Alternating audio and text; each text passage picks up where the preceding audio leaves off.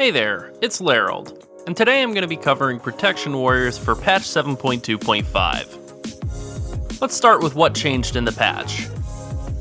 Revenge had its damage reduced by 12%. Prot Warriors were way out in front as the top DPS tank during patch 7.2. This nerf, along with some buffs to other classes, has brought them back down to earth, but they're still near the top of the pack with not much to worry about. Ignore Pain was also increased by 20%, which is real nice. Warriors are 20% safer against unblockable damage now, which has historically been their big weakness. Indomitable was nerfed slightly, but it's mostly fallen out of use with the rise of Devastator, so that's not really a big deal.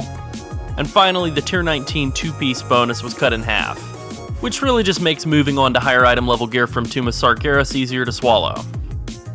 Prot Warriors also received 2 new legendaries, the first of which is a pair of pants that add an extra charge to shield block and spell reflection. The extra charge on spell reflection is the real hero here, and that extra use of a 50% spell damage reduction cooldown can be a lifesaver for the right fight. Otherwise, these pants aren't great. The new ring gives warriors the ability to pick up Vengeance and Booming Voice at the same time. Both talents are worth a lot of rage generation, so this ring is actually pretty good. It's probably not good enough to beat out the existing top 3 Prot Warrior legendaries, but we'll see over time. Taking a look at talents, here's the standard Prot setup. You can also switch a few talents around to maximize your damage output if you can handle the defensive sacrifice. Here's the basic offensive rotation for Prot Warriors. As for defense, try to keep shield block active as much as possible when tanking, and use Ignore Pain to absorb unblocked damage.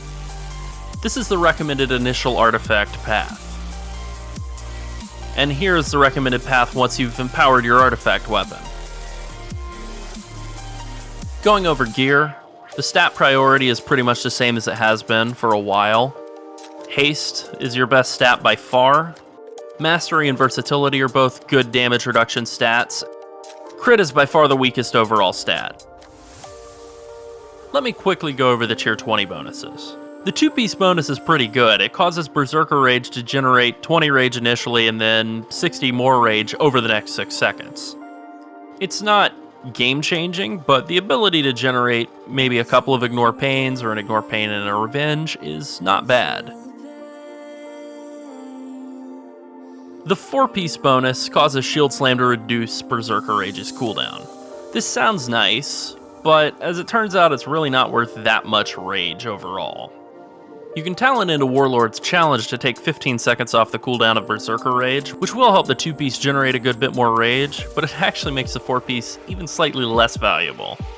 Overall, I would say shoot for the 2-piece. As for the 4-piece, maybe wear it if you don't have anything better in those slots, but otherwise, try to just wear better itemized pieces, because there aren't actually 4 pieces of tier that are really very well itemized.